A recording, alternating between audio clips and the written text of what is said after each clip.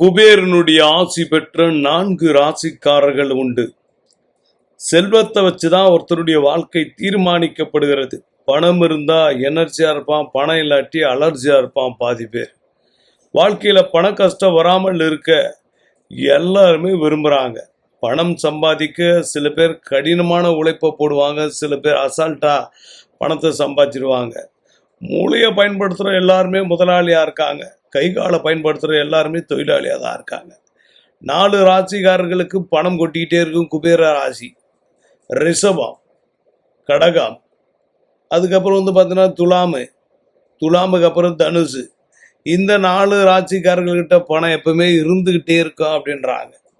இவங்க குபேரனுடைய அனுகிரகம் பெற்ற ராசிக்காரர்கள்னு சொல்றாங்க.